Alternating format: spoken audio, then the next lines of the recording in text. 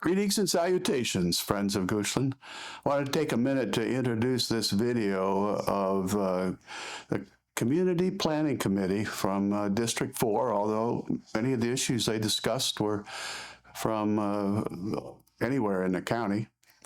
The county was kind enough to send some folks to talk with us. The group was smaller because originally this was scheduled to be on the Monday night when we had the horrible storms, and so it was canceled, rescheduled, had to be rescheduled during the day, so speakers were limited, but we had the county administrator, Dr. Rayleigh, we had the fire chief, we had members of law enforcement, fire marshal, the EMS coordinator, lots of stuff, lots of information. Supervisor Vaughters was there and spoke for a couple of minutes. So I want you to just take a look.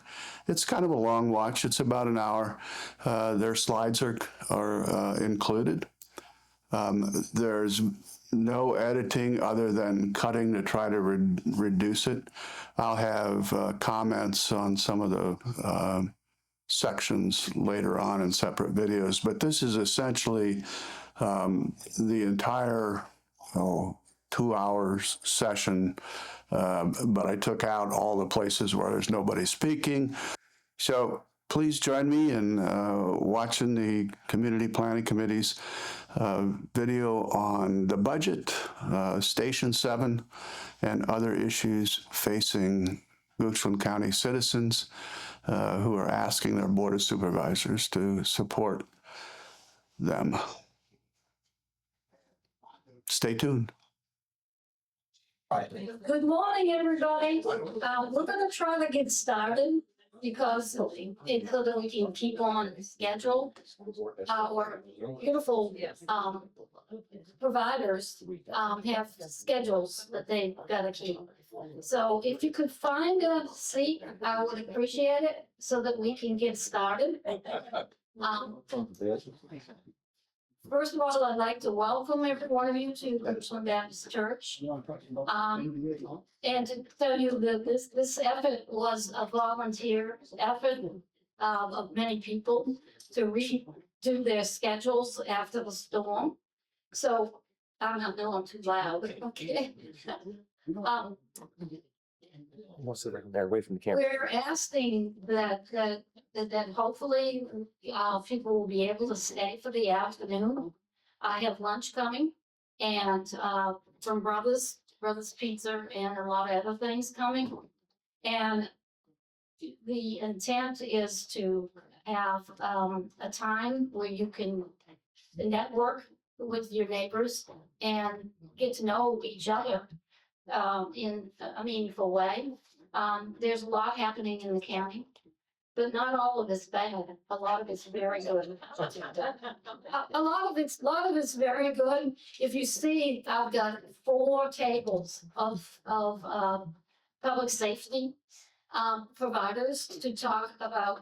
They'll briefly tell you what they've got at their table. We've got Major East to talk about the communication tower. We got Eddie Ferguson who's gonna have to leave in a few minutes. You're first anyways, okay? But we've got Dr. Rayleigh to kind of talk about the process. The pink sheets kind of should say what the process is. I asked Lisa B to give me something. When you go to the budget hearing, it's not usually many people at all, except for maybe this time. We will have a lot of interest, but that's when everybody can really speak their mind. It is a public hearing. And we just need to be kind of respectful, and as we have in the past with Goochland. Okay, well, I'm gonna turn it over to Eddie, to Eddie Ferguson. He's the first one up. Followed by Major East, and then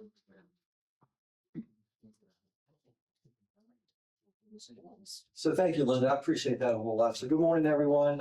It's a pleasure and privilege to be here with you this morning to talk to you a little bit about fire rescue, emergency services. I encourage you to visit our tables over there. We've got a few things. There's a kind of like an annual report booklet for 2025 that we gave out at our annual dinner and awards event a few weeks ago. That maybe you'd like to have a copy of that. It's got some metrics in it as well as some reports from the various stations. So grab you a copy of that. I'm here today, but for my team, I have Chief Fire Marshal Doug Davies and Chief Emergency Management Coordinator Robin Hillman, and there may be others that will stop by, throughout the morning. But we all work in the county as a team. I will tell you that we are blessed as an organization to have great leadership with Dr. Rayleigh, our board of supervisors. And from my perspective as a fire rescue chief, we just couldn't find a board that could be more supportive of fire rescue and public safety. And I think they do an excellent job supporting us and allowing us to grow our department to meet the needs of the community. And that's sort of our culture in Goochland because the previous board was the same way and the board before that. And so you look at how the county has changed over the last few years, predominantly a rural county to a county now that has an area that's being developed. It's quite challenging for us in fire rescue sometimes to do our best to keep up. I'll tell you that while the resources that they provide us are much needed and we ask for them and we get them, then it's on us to be able to manage that and to be able to make sure that we can manage all that at one time. So the slides that I've had this morning, it's like, so you're going to change the slides, or is it something that I can change up here? Okay, perfect.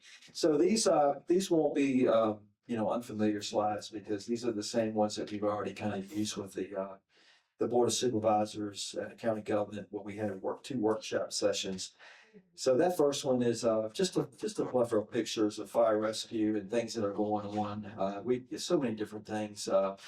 This is the 75th year of the Goochland Fire Rescue Department. I'm going to break that down. It's the 75th anniversary of the fire department that was established in 1951 after there was a fire at Dover Baptist Church on the other side of Mannequin Road.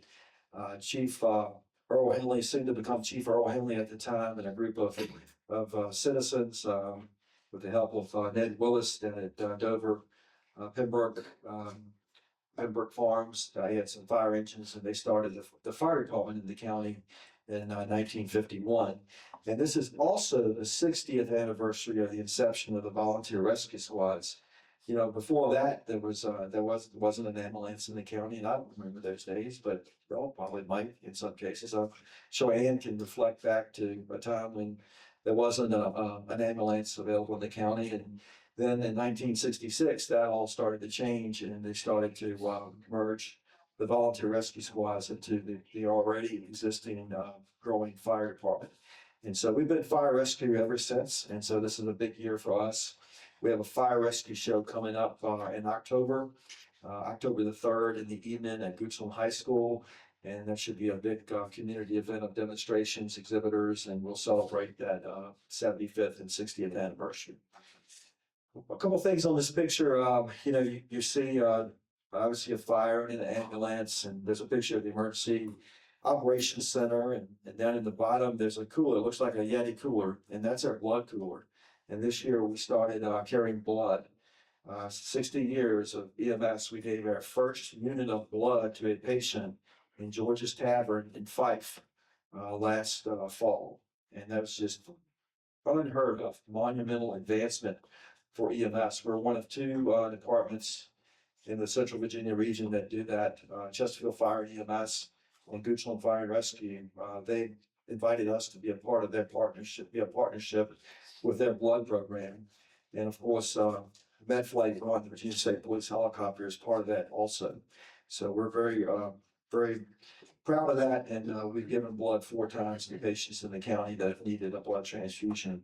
Prior to that, all the other 60 years, we did our best. We gave IV fluids, but giving blood and giving red blood cells that have hemoglobin that can carry oxygen is a game changer for a patient who's bleeding and in shock. So that's just want to mention that. Next slide. So you look at our calls are up. Last year, we finished the year with 5,181 calls.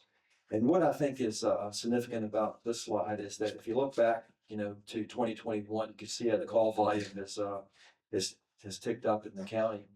If you go back to the pandemic year, that 2020, 2021 year, we've seen a 64% increase in our call volume since then. That's what we're dealing with, and that's continued to grow. Last year, between 2024 and 2025, there was about a 6% increase in call volume. And right now, we're kind of steady. We're not seeing pretty much flat, but there's still plenty of time left in the year to see that change. And you guys can go on our fire rescue website and you can monitor our call volume. We have a new data dashboard, and that is available to all the citizens. And you can go there and there's a heat map where you can open the map and you can see the hot spots in the county, so to speak, where the calls are, and you can drill down. And we don't let you drill all the way down so you can see where it was, but we bring you into a cluster in a neighborhood or something like that. And that map is fed by real-time live data that started in January 1st of this year. So as this year goes by, that map will get more colorful from the standpoint of being fed by more data. And then there are other things. You can see the busiest day of the week for fire rescue, the busiest hour of the day, which company is the busiest. All that is available to you in a new data dashboard on our website. So take a look at that. The other thing I would say about this slide is that ambulance transports are up. We're seeing nearly the same increase in ambulance transports. And ambulance transports, 2,800 plus ambulance transports in 2025. And that obviously is what we do. We provide the EMS, emergency medical service ambulance, but it's the same group of people in the fire station that are going to the fires, that are going to handling the ambulances, and whatever comes in, they handle. We're all hazard organization and cover all of that. So that 2,800 plus ambulance transports, that means that those ambulances leave the county and they go to hospitals across the Richmond area and also the Charlottesville area, because we go to UVA and Martha Jefferson probably a dozen times a month, because folks in Western Goochland, want to go there, and obviously they're great. One's a level 1 trauma center, so we do go to Charlottesville, but most of our transports are in Richmond. And so that means that those units out of the county, other calls are still happening while they're gone. So we could have a situation where, we have 3 or 4 ambulances, this is not exaggerating, all in the driveway at Riker Doctors or St. Mary's, and we're still having calls back here in Goochland that we're having to cover. And so a lot of our requests for staff is based on trying to have enough bench depth, to have the resources to not only cover the call at hand, but the call that's going to occur next. And that's just the way it is. And this is not unique to Goochland. This is what every fire rescue department does to try to cover that. Yes, sir. How many times during the year approximately do you have calls that you don't have people who can handle them? We cover all of our calls. There's probably, I don't know, maybe 3 or 4 times a year we'll have a large structure fire working that we will backfill our stations. And so we're proactive about that if we've got like half of our resources tied up in the structure fire, one of our other chiefs, whoever's not handling the fire, is on the phone calling Hanover and like Louise, Powhatan for that. And they come into the county and they'll come in and they'll fill our fire station. So they handle those other calls while we're busy on that big call. We do the same thing for them. We give a lot of mutual aid, but it's very few EMS calls. We'll talk about EMS calls. Very few EMS calls that are actually handled by mutual aid and resource. It's actually the opposite. We give far more mutual aid than we receive. And that's a good place to be. That's a good side of the coin. That only happens a half a dozen times a year typically? As far as You don't have some of our people ready to respond. Yeah, I would say so. It's not that often because we've grown the department and we're trying to, now, again, if we've got a large structure fire and we've got most of our resources committed, that Powhatan might be handling a call for us, sort of. I'm not criticizing. No. Mr. Ben, you're asking a great question. I appreciate the question. It's just the way we all work together as fire rescue departments in the region. it wouldn't be anything to get a call from Hanover today and say, hey, we need you to go fill Rockville Fire Station 9 because all of our units are room 33 for a structure fire. We do that for each other all the time. But we do, I'll tell you, to your point, we go to great extents to be as resourceful as we can be. We move our resources around. We do system status management. So for example, if company 1 and 3 goes out on a call at the same time, which is often, then Croziers moves on down to the east end. They get in position. And what that also means that the residents in Crozier, their primary service got moved down further east. Then you have companies 1, 2, and 3 all on a call concurrently at the same time. And then we pull Sandy Hook and we send Sandy Hook down to the east end. And so about 25 or 30 times a month, Crozier is moving east to cover calls for company 1 and 3. And about a dozen times a month, Sandy Hook leaves its area and comes down to Centerville and gets in position for the next call. We spread our resources out. We refer to that as system status management.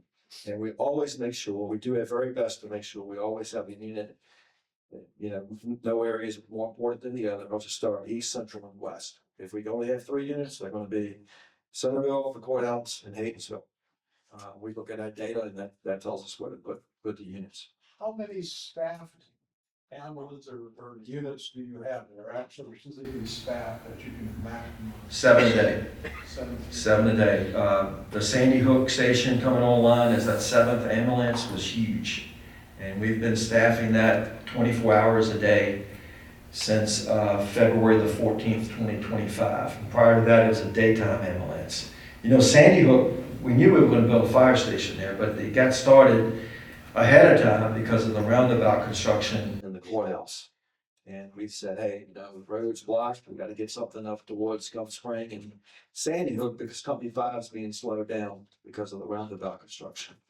And that's a hot spot. The Sandy Hook ambulance has quickly become our 3rd busiest ambulance in the county. Centerville, 120 calls a month roughly. Mannequin, about 60 some calls a month. And then, you know, what more than the Mannequin, but Sandy Hook is 3rd. So that's what you're looking at for that. Yes, sir. So you're talking about redeploying some of your staff. Well, it sounds like more frequently you're moving people to the east. It is. It's the totally opposite, right? Betty and I volunteered together, and Robin, you know, for all these years. And years ago, it was just the opposite. We were at the cruise in the east end, and we're moving west. And now everything from the west shifts east. So having Sandy Hook there really helps to keep Fife and Hayden'sville in the west and other county. So, but yeah, if you guys, number 7, lucky 7, right? Okay. All right, thank you for that. All right, Ms. Sykes, I think we can go on to the next one. So this slide here, you know, there's a couple ways to look at the data. I can tell you how many calls occur in a certain geographic area. Like I could say 1,000+ calls happen in Company 3's district, okay? But that's not really a great representation of how busy we are. So instead, we give it to you both ways. We tell you that, but this is how many calls, how many units went out of Company 3 to a call, not only in their district, but to all the other districts, because fire rescue helps each other. Our incidents require more than 1 unit, more than 1 company. It takes a lot of people to handle some of the incidents that we go to. So over 2,000 responses out of Centerville in 2025. And Mannequin ain't far behind. So, you know, when you look at, and we're not double counting units. I'm telling you, we only count 1 unit going out the door once. And so over 2,000 responses, I can't quite see it, but you know, coming out of Centerville, and then you have Mannequin. And so even Crozier, you know, 700 something Crozier. Well, those calls aren't all in Crozier. They are calls that Crozier is answering in Mannequin, Centerville, the courthouse. So that's what we look at this both ways, but this is a better representation of how busy the stations are based on that. So their slides are available to you. Next slide, Ms. Sykes. All right, so we actually, Dr. Rayleigh being proactive, he got with us soon after he got into the position, and he said, hey, we gotta figure this out. And he said, I need you to make a 5-year fire rescue financial strategic plan. And I said, is that the budget? He was like, no, it's not the budget. I said, okay, is it the CIP? No, it's not the CIP.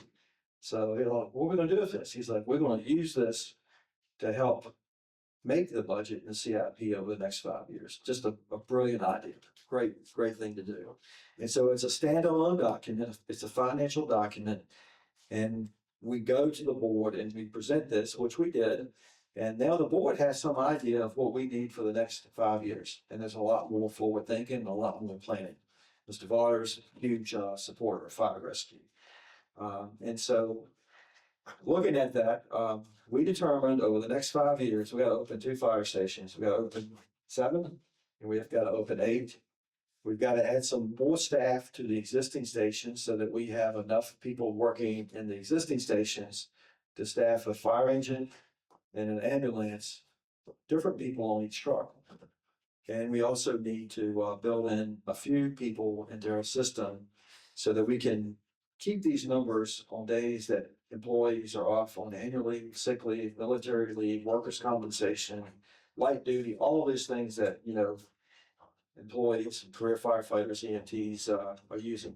So we came up with 55 firefighters over the next 5 years. 55 firefighters will open 2 fire stations. It'll be 5 working a day, 3 shifts. We have 3 shifts, three platoons, 3 shifts. It'll get our existing stations up to the right amount of people, and it will also give us some positions to cover annual leave, sick leave, all the reasons that people don't come to work, can't come to work, family sick leave, all those type of things. The only thing the 55 people do not address is if and when Crozier Company 2 gets rebuilt, then we'll have to figure in, another 9 firefighters in for Crozier.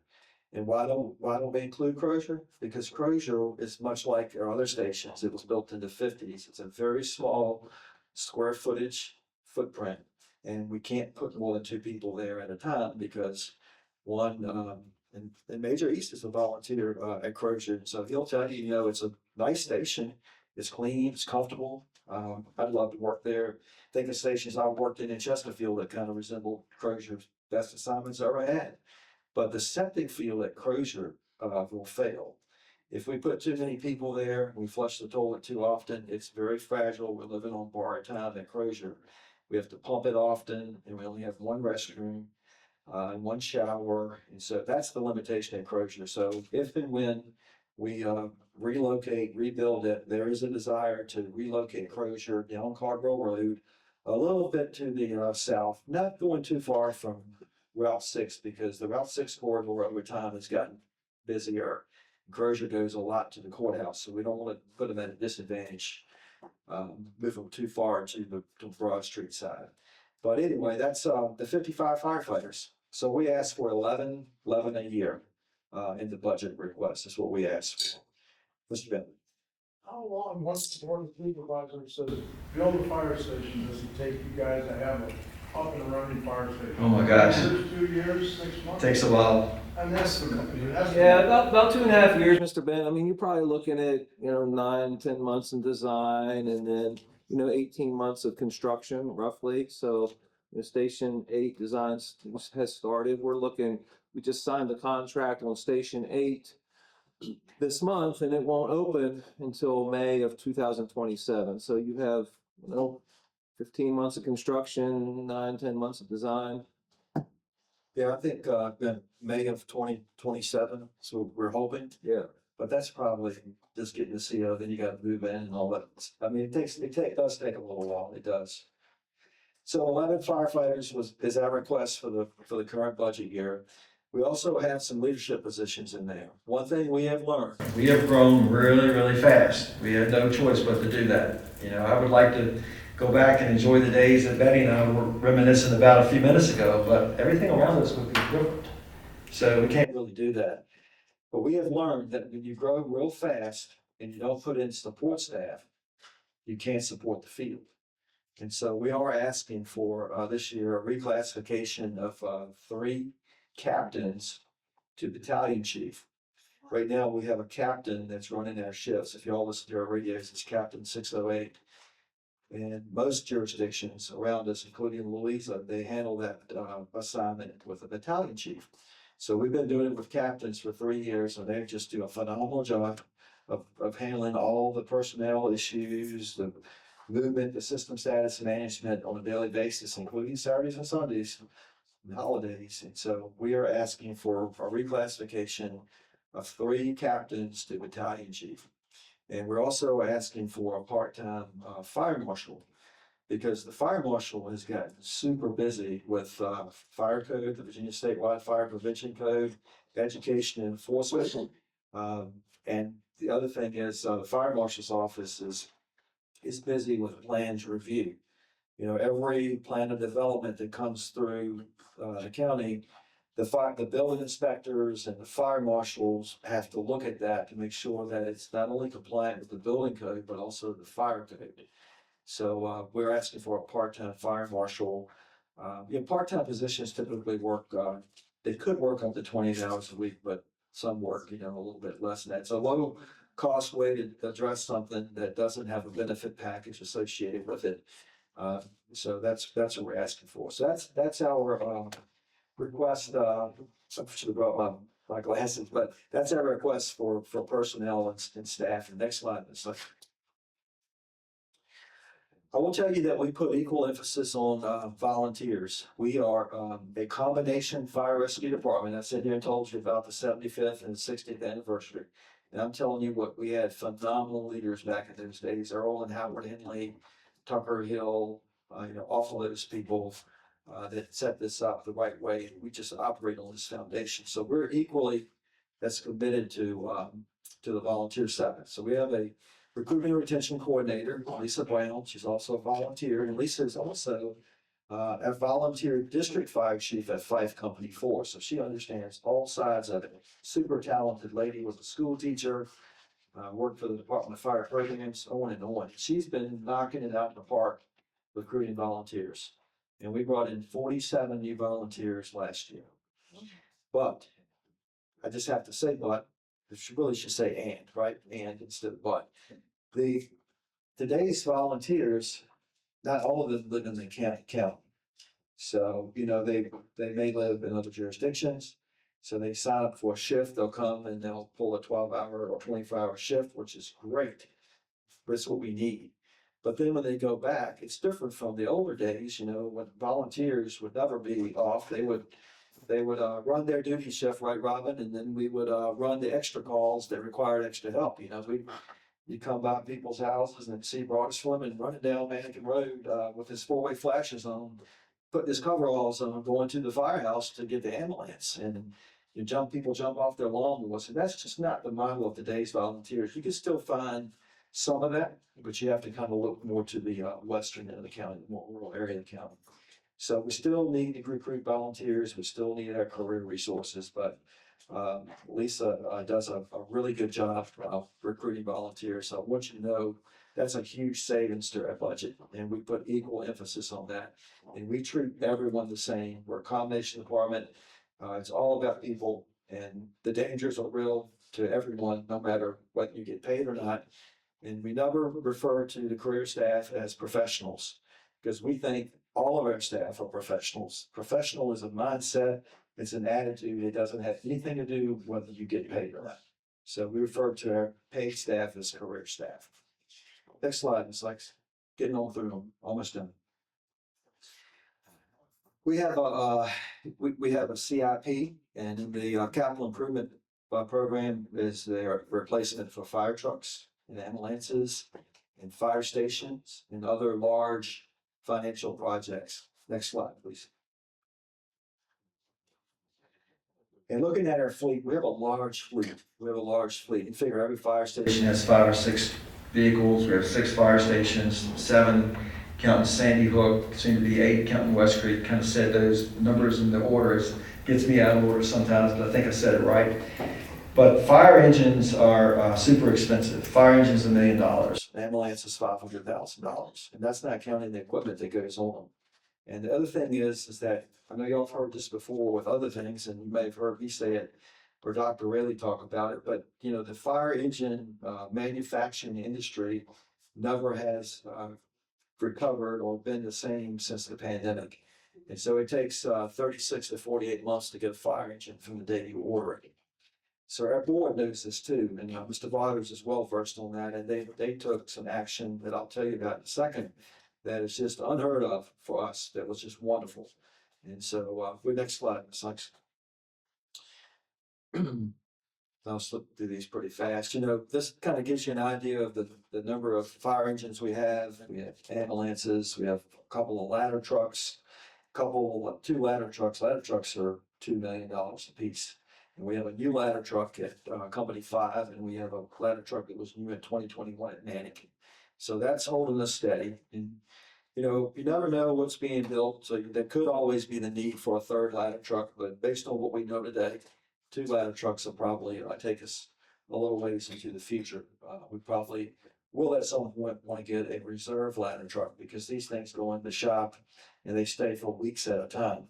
And so if you don't have a reserve unit to plug in, you just a down ladder truck. But that's also true with the ambulances and the engines. And so when we get new vehicles, we keep the old ones, at least we keep the old ones that are in good condition because you've got to have a reserve fleet.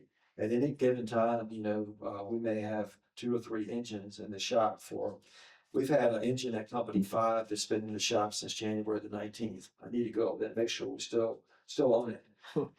It just sits there and waits for parts, and we're not the only department. I'm going to Powhatan after this for the regional fire chiefs meeting, and guarantee that'll be the conversation across the region today about how long it takes to repair apparatus and get them and so forth.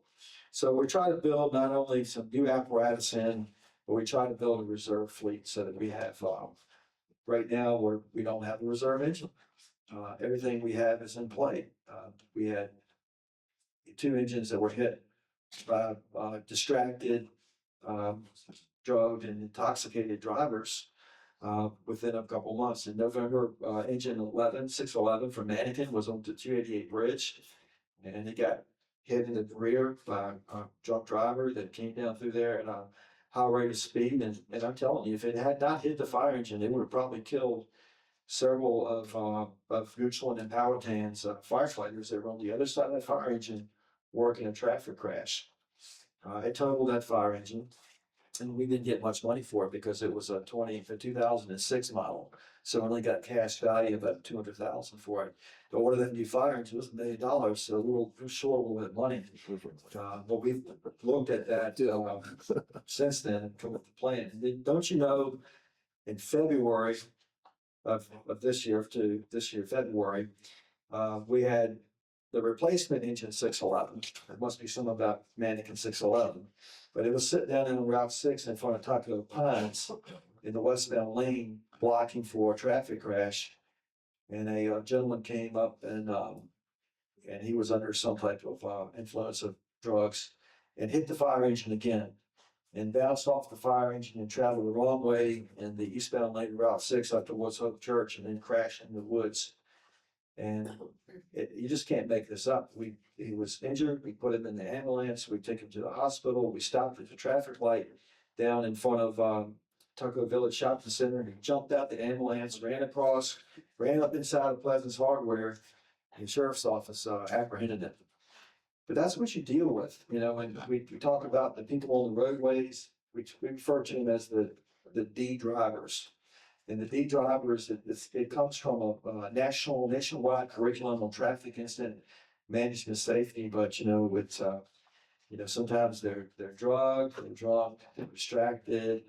All these different things that keep to make a person lose their focus and crash into an emergency scene. But we're down 2 fire engines because of that. And the one that was hit in front of Taco Pines, we just heard this week it's a $95,000 repair bill. But thank God I'm in church. It wasn't total and nobody got hurt. Listen. Looking at your slides up there, do you guys have any tankers on order? Yeah, we do. We don't have a reserve tanker, but we have one on order. We sure do. We have 3 brand new tankers in the station. We won't get rid of the next tanker we replace because we'll slide it in a Sandy Hook because they'll need that tanker. Next slide, Ms. Sykes. I have a quick question. Yes, absolutely. What are you thinking and other ways to block Instead of using the fire engine. Yeah. Like, you know. So that's a great question. And That's the one the other night. Yeah. Responsible for 288 yeah, and he's stating this, is that correct? well, let's be that in state police. Major East, we agree. And the fire trucks do lock. They're another option. Yeah, we're using them to make sure they don't run into and kill us. That's what we're doing. If the police officers are their less expensive. They will stop. So that's a good question. And Can't use a dump truck. for 10 gonna drive it? For 10 to 15 years, this has been a problem. VDOT workers get killed on the highways as a memorial in Afton Mountain for VDOT workers. I can point to every fire state department in the area and Forth and show you where they've had an incident. Chesterfield had a $2 million ladder truck that was hit on 95 at Route 10 and 95, and it was out of service, and they've had other engines hit too. And just thank God nobody's got hurt. But we have to go to those calls because these are vehicle accidents with injuries, and we have to respond to them. And there's a lot of creative thinking across the country. You know, there are departments that say, well, I'm going to buy an old dump truck and fill it up with sand. I'm going to get one of these trucks like you see VDOT has that people run into the back of it. It's kind of like a spring loaded, I don't forget what you call it. But anyway, that takes time and it takes staff. Who's going to bring it? But you know what else? Somebody always has to get there first when it isn't nothing there. And so while we want to make sure that we're good stewards of our money and take good care of our fire engines, as a fire chief, I can stand up here and talk to you about this. If it had killed some of our firefighters, I couldn't have done that. I wouldn't be standing here. So that's just the bottom line.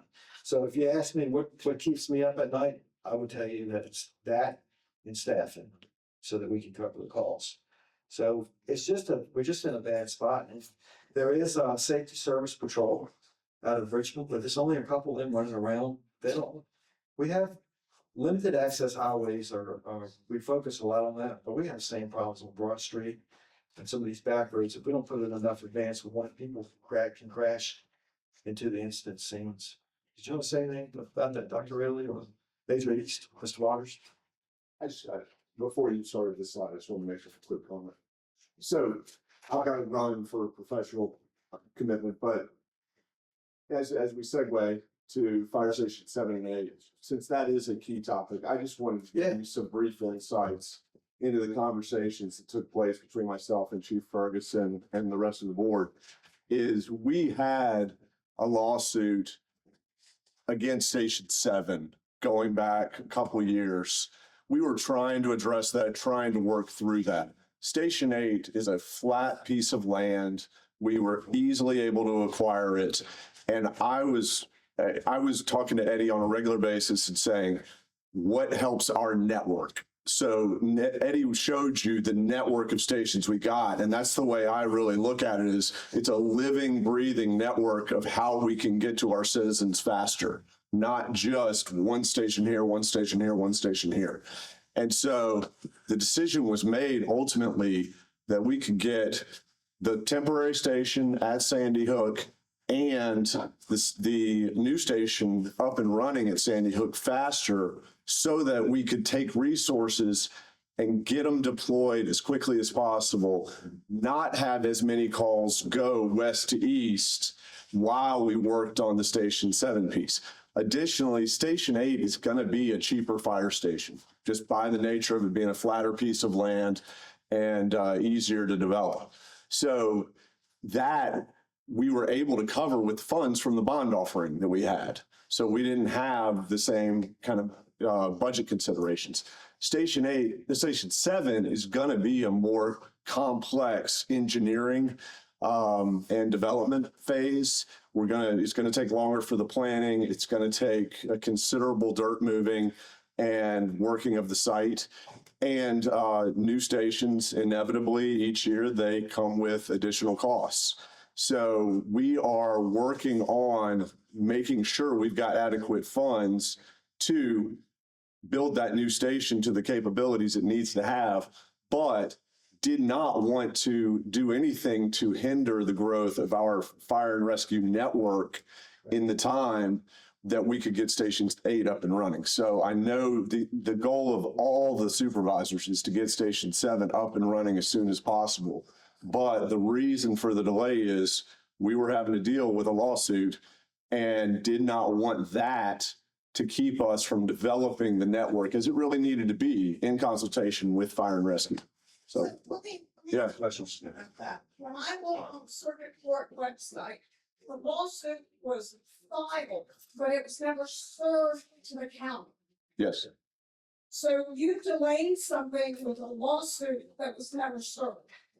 We reviewed it, we analyzed it. We knew that they could serve it at any time. But they never have. They never have, but we still have understanding of what it could be. And those are dollars we would have to put into the development, into the planning. And with uncertainty around that, we could redeploy dollars in a much faster manner to help the ultimate fire, the overall fire and rescue network. So how long are you gonna wait since the lawsuit's never been served?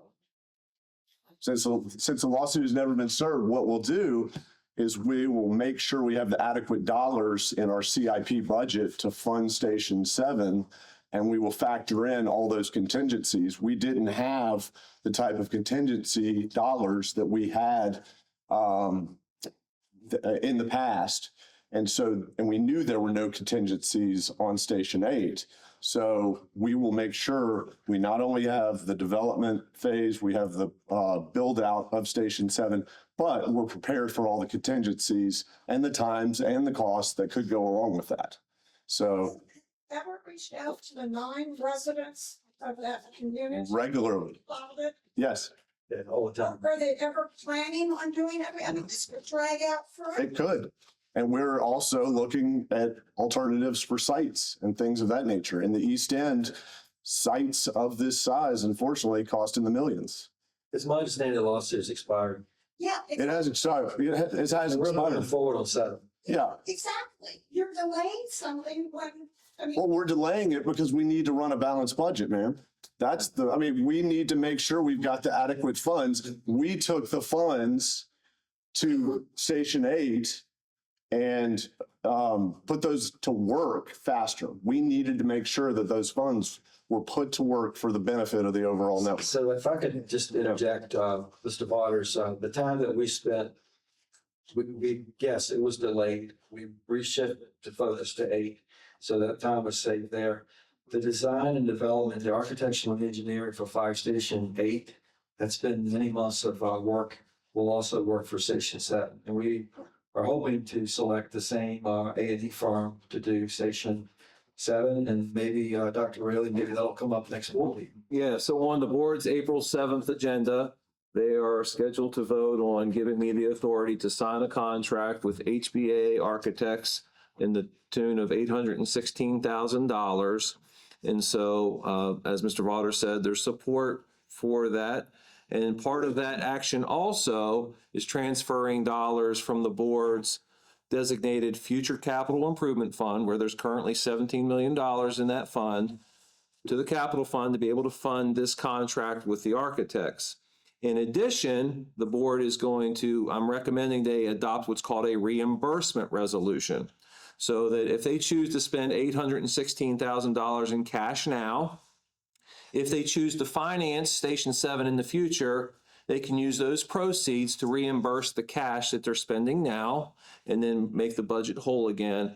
And so really by adopting a reimbursement resolution, adopting the funds to pay for the architects and engineers, that's a commitment to the project, because at the end of the day, that's $816,000 in sunk costs. If we don't move forward, sits in a book somewhere on somebody's desk. So that is action that's happening on April the 7th, and my conversations with the board has been received very positively to date.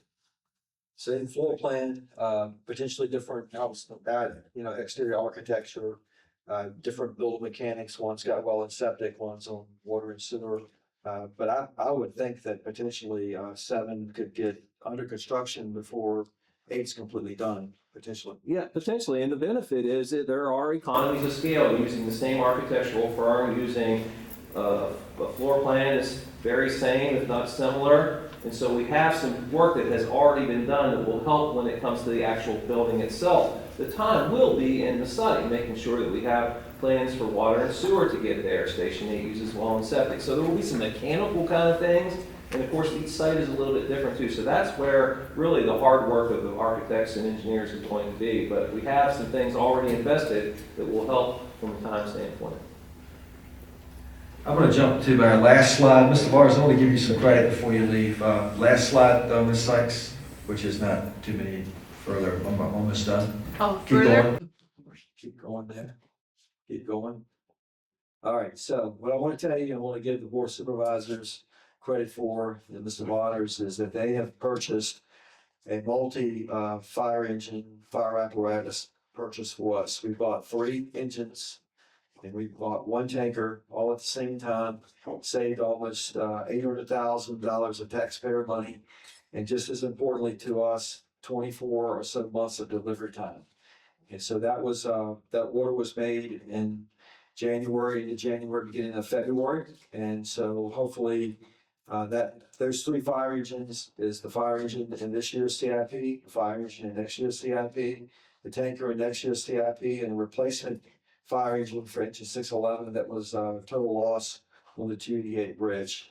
And so we have never made a fire engine purchase of that size in 20 years, roughly, from 2006, 2007 timeframe.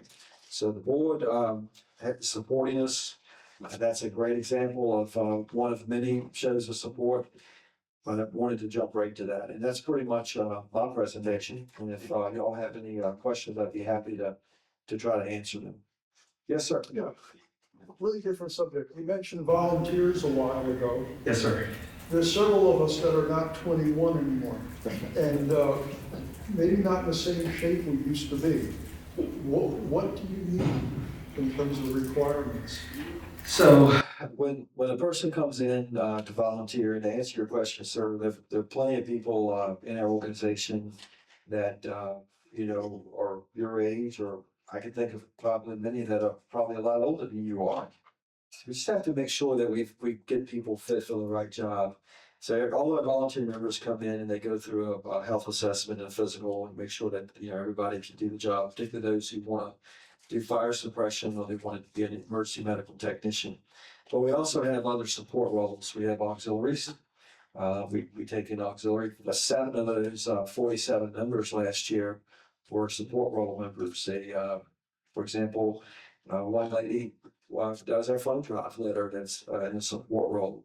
We have auxiliary members who help with fundraising or help the station in different ways. So we have other things that we can offer volunteers other than going on a fire engine or an ambulance to a call. But there are plenty of our retired citizens that are running on the ambulance every week in the fire engine as well. Chief Tommy Coord, was 60 years of service in the fire rescue department. So yeah, we've got something for everyone.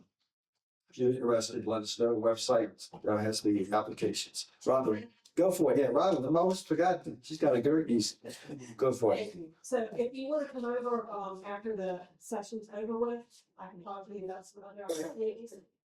Through our CERT program, we have some other training capabilities. So we're also responsible for staffing emergency shelters, evacuation location for warning centers, cooling centers, those type of things. And we have some training that's available. Actually, the training is happening tonight on shelters. So I'd be glad to talk to you about other opportunities. Emergency management. So it's a great use of people who want to help do different things, different levels of activity involved with it. Yes, ma'am. I just would like to give you my personal thanks for everything you've done to help keep Goochland safer. It's amazing to me of how you had to switch your personnel to cover things because you don't have the resources. Thank you very much for I everything. appreciate that. We have a great staff and a great team, and we all work hard together.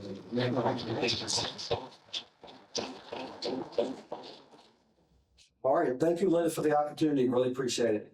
You can always call me if you feel like you had a question you didn't remember to ask and need something later. Get one of the booklets over there. Thanks. Speaker is Major East, and he's going to talk about the communication tower. I appreciate everybody, what they're doing. Thank you. All right, good morning, everybody. So I want to be a lot shorter than that. So we're going to talk about emergency communications in the county. And we work very well hand in hand with fire rescue. And this emergency communication tower will support all of us in public safety. So we definitely, it's a need that we need in the county now. And we're working very well with the county on it and the board of supervisors. Everybody's working together on this project. So it's moving forward. We're working on it. But on the screen, you can see the map of our county right now. So right now we have 5 towers in the county for our public safety system.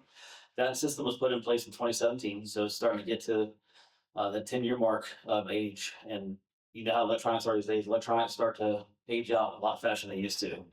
But one thing we found was our growing area of Goochland is the northeast quadrant. So up here, the Ashland Road, Centerville area, and we found that we don't have a tower site there. There is a tower at the rest area. But that's a microwave dish tower. So what that does allows all the towers to communicate and complete the loop so we can communicate to each other throughout the county. But we noticed a vacant spot there. We need to have a tower site, and I'll talk about why we think we need it there as well. So if you want to switch to the next slide. So just a little bit about radios, and by no means am I a radio expert. I'm not. I've learned a lot as I go along. I'm a user of the system, but I work hand in hand with our partner Radio Communications in Virginia. They're the ones that actually install it, maintain it, and make sure we have good connection with our folks. But so in general, a handheld radio. So all of us, the fire rescue and sheriff's office and animal control, all use a handheld radio like this. You have roughly 6 to 10 air miles of coverage. If I key this radio up, I've got to be within 6 to 10 air miles of a tower, of a send receive site in order to get back to Goochland, to the main office. If I'm outside that window, coverage can be spotty, and it varies based on topography, weather conditions for that day. If you're inside a building, buildings are being built differently. They have thicker walls. Some of the buildings like the Amazon site, they're required to get a repeater system inside the building. So if I'm in the building, the repeater will get us out of the building. But some buildings don't require that. So if we're inside a building, we may not be able to get a good strong signal to hit a tower site. It doesn't really affect our cars as much and our fire trucks because they have a mobile radio which has a stronger antenna. So those actually hit the towers a lot better. But with the northeast sector growing so much, we felt like we need a tower site out here just in case we have a problem with our southeast tower. And so unfortunately last year we did find out that our southeast tower did go down. We've since fixed that issue. But when that tower went down, our first responders were not able to necessarily communicate as well on a handheld radio from the field back to dispatch. So we still receive calls. So they can still hear the calls in their cars. They can still probably hear them on their handheld radios. They just can't key up and talk back to everybody, which is a huge safety issue for us and fire rescue. If they're inside a structure fire and they're calling for help from their handheld and the tower goes down and they can't get back to dispatch, they may not get the help they need. Same thing for a deputy on a traffic stop and they're getting shot at or something like that. They have no way of calling back and saying, I need help. So you can go to the next slide. So this is, yes, sir. The tower that you've all been talking about, if you had that, would the entire county be covered? Within the 6 to 10 miles? It will. So I'll give us, and I got some mileages up here I was going to talk about. So we have, you saw the sites on that first map. So we have a tower in Hayden'sville. We have one in Fife. We have one on Dogtown Road, so cover that part of it. We have one right there in the courthouse area, and then we have the one on Route 6, Patterson Avenue, near 288. So this one, I guess when they built the system, I wasn't here when they built it out. Their cover studies showed that they only need the one tower in the eastern of the county. And it does work, but if that tower were to fail, if we were to have, God forbid, a tornado or something come through and knock that tower down, and it goes down permanently, we don't have a connection. We need that redundancy in that secondary tower site in the eastern part of the county. So just to talk about some of the distances, I did some measurements, and so y'all know where 7-Eleven is, raise the roof over off Ponce Track Road. So that's kind of like the far northeast quadrant of our county. So on a good day, air miles wise, that's 7.3 miles from that site to Creekmore tower site. So we're within that 6 to 10 air miles there. If Creekmore was not functioning, they're 13.28 air miles away from our fire training center tower, which is our courthouse center, our primary site. So we would have a hard time communicating. So if we go down to the southeast section down River Road in that quadrant, so it's about 3.3 air miles from Creekmore, and then if that tower site goes down, we're 15.4 air miles to hit the main tower site. And I also talked about the Amazon site. So Amazon is 6.1 air miles from Creekmore, and then it's 11 air miles. So that puts it outside of that actual, that zone you need to be in. So putting a tower site in the northeast quadrant of Goochland County is gonna help us have that redundancy. So if for some reason that tower goes down, we have that redundancy for our public safety folks, but also, it'll help with all this new construction coming in. It'll help with building penetration. We'll be able to make sure we can get radio signals out of buildings and stuff like that. So it's definitely a need that we have. And we really saw that need last year when that tower site had an issue. And we since remedied that problem, and I don't expect that problem to happen again, but if we're to. To summarize, Brian, you're going too fast for my brain. That slide up there has 3 red violations listed, so the new tower would turn those reds to black? Yes. So the red I just put showing just a pops out so you can see it, just to show that it's outside that 10-mile range. So as we sit currently, if we didn't have the Creekmore site, that's how far away those locations would be from our main tower site in the courthouse. So your officers, if they're in those red areas right now, could be all by themselves. Potentially. So if they may or may not have hit a tower site. You know, like I said, it depends on weather, topography, those things. So they may be able to catch it, but in general, the recommendation is 6 to 10 air miles of coverage for a handheld radio. So that's what we're looking at, trying to get rid of that dead zone. So you can switch to the next slide. So really, for us moving forward, one of our goals, and Eddie and I talked about this a lot, is that we have a goal to move to what's called a trunk radio system. And what that will do for us is that right now we're kind of on an island. So our radio system, when it was built, was called a conventional radio system. Our partners around us, Henrico, Hanover, Chesterfield, Powhatan, everybody around us wants what's called a trunking radio system. Just different technologies, but it gives them more operational channels to work off of. But it puts us on an island where we can't really patch our radios to them. They can set up a patch to us, but we can't really communicate with them. So it really would help fire rescue to have a mutual aid patches set up to communicate. It also will help the sheriff's office. So if we're pursuing a vehicle outside the county lines, we can make that connection a lot easier with another jurisdiction and have that communications with them. So one of our future goals is to increase our system to a trunking radio system when it comes time to upgrade it. And this tower site would actually help with that, and it's going to be used. It'll be used towards that in future upgrade as well. And our radio system, like I said earlier, it supports the sheriff's office, it supports fire rescue, and it supports animal control. So it's public safety, and we keep it that way. We don't want to have any. We don't want cell towers on there. We don't want anything else. We have public safety radio antennas on there because it's very important for our safety and to make sure that you guys get the right service coming to your house. So we've been working on this for a while, and we put a placeholder in the budget FY28 to have a spot in the budget where we can actually get it put in. If I had a piece of land already identified right now, and we were able to start rolling on it, we're still going to be at least a year after we can build it, just because we got to get through all the process to get it up and running. But those steps are being taken right now. We're working behind the scenes. Dr. Riley and I have been working on it a lot. I've got a team working on it, and we've actually been looking at some sites. And once we identify land, we're going to start rolling with that project. And if for some reason we can roll faster, then I'll go to Dr. Riley and say, hey, can we find out, can we move this a little quicker? We'll see what we can do. But FY28 seems like a good spot to put it in, because FY27 is going to be here before we know it. So Where seems like a good place to put it? we're looking at the radio tower. So we want to put it in the Ashland Road corridor, somewhere north of the interstate. So kind of where Amazon, somewhere in that general area, because that will get us better coverage of like in that corner of the county where you have Henrico and Hanover lines there, and we can face it back towards the Goochland area. Yeah. If you know of anybody who would like to sell some land in that corridor, we're happy to engage in that conversation. I mean, as you can imagine, land is precious. And we do have one pathway that we're following. I'm not as optimistic about that pathway, but we need land, quite honestly. And how much land do you think we might need, Mike? We have no more than half an acre. That's probably even We just need a little postage stamp. We can put this tower that's out, in a good place that people would mostly be satisfied with. And so that's really the key. And so we're working hard on finding the right place. Convince Amazon they need it on the top of the building. We are working with Amazon. So we are working to follow that pathway, and that's one of the issues. Yeah. Is there any way y'all can piggyback on top of the existing cell towers that are already on Ashland Road? So, I know that's come up a couple of times with cell towers. Cell towers don't make a good site for us to put our radio antennas on. A lot of them aren't tall enough. We're looking at a 250-foot tower, roughly for this portion. The reason why we did the extra height, most of our towers are 199 in the county. Our primary tower, I believe, is 300 feet. I think I said 250. I believe it's 250. I think it's 300 feet tall for our primary site.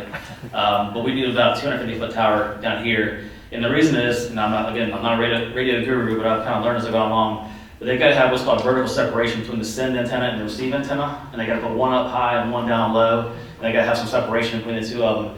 And if you start having the cellular equipment up there, then you want to put your tower, and it's a lot. Plus, we also don't own that site. So if we're using lease sites on it, then if it goes down, we're at the mercy of them to make sure it's running. So we want to have our own site where we can have a generator there. So if power fails, the generator comes on. County staff will go out and fill the generator, keep it running, so we can operate if we're on a generator status. So we want to make sure our public safety sites are our own closed loop, and we control them as they are. So, but yes, that's a good question. So we've done some estimates. I've had a couple quotes come in over the last year or so on this project, and the latest one I've gotten from Motorola is we're looking at about $4.1 million to build a tower site. Yeah, so equipment's not getting cheaper, and that price has gone up in the last year or two. So that includes land acquisition. So we're kind of just estimating where it would be. So if we can get the donation land, that'd be cheaper for us. So, but we're looking at that's roughly that price range. So I'm hoping it's going to be less than that. Just wanted to have a placeholder so we can say this is what we're looking at for purchasing. But we're definitely going to do it as cheap as possible. As far as we want to save the taxpayer dollars. Amazon is a little more, but Motorola is a little more expensive with building buildings and stuff like that. We may even go with a different vendor to build a tower and have Motorola provide the equipment. So this is just a placeholder to put it there. So I'm hoping that price will come out a little lower than that, but we're still in the early phases of it. So, yes, sir. Is there a policy? Can VDOT give you the land? They have a whole bunch of clover leaves and things like that with empty in the middle. And that could be a conversation we can look at. That'd be with the county, looking at where we can put stuff. And then, I don't know, we also have to have access to it to make sure our teams can get there to service generators, and if we have radio system go down. So it really just depends on where we put it. I know they talked about the new park and rides. There's possibilities there. We're looking at all avenues. So anywhere we can find that we could land this tower site. Also, we know we want to keep it where it's kind of out of sight, out of mind, more or less. I mean, it's going to be on the tower. It's going to be the east end of the county. So we want to kind of put it back where we can not see it, but we also, again, find the right spot is going to be the big thing. We know where we want to put it, somewhere in that northeast quadrant up on Ashland Road. It's just a matter of finding the right site for it. The only question, does the signal get interfered with the high power transmission lines? We have one, right along I-64, and we're gonna have another one down 288. And they, Motorola will have an engineer that does all the studies to make sure there are no interference with those things. And I'm not the one to answer that question. I'm sure that our towers are behind up to get above them, but we probably don't want to put it too close to that type of stuff. But I'm sure there are some concerns there. I even had concerns about being too close to rock forage with the blasting. So we're looking at everything we think of before we put it in a certain area to make sure that we're not going to have any problems on the road with this tower site. I didn't think you'd actually have a definite answer to that. That would be unfair. Yeah, that's all right. Any other questions for me? Awesome. I appreciate it. We'll be here for a little bit. If you have any more questions, be glad to come see me. So, thank you all.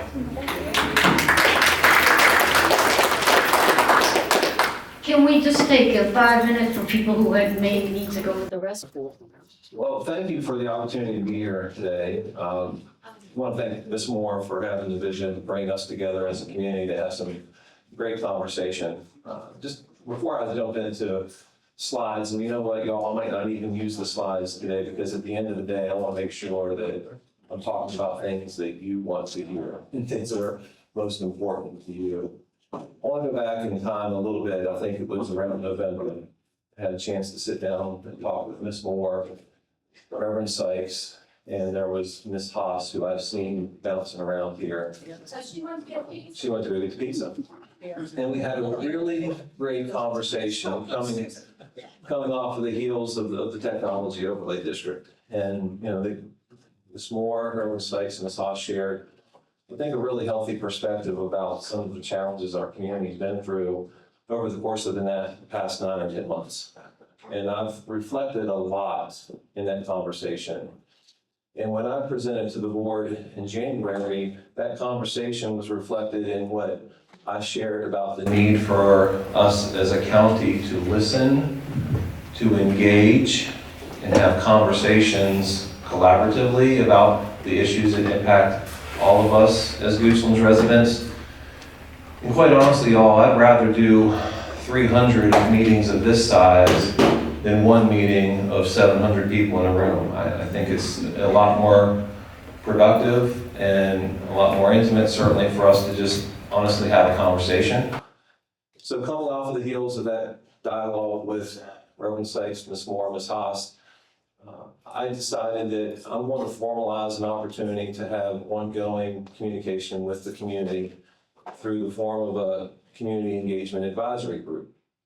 And so on April the 8th, I'm going to be meeting with 25 different stakeholders from across our county who represent north, south, east, and west, homeowners, residents, clergy, just a variety of folks from all walks of life in our community, and use that as an opportunity to talk about some things that are happening in county government that will be coming down the pike in just a little bit of time. High profile topics, other topics that may not even be high profile.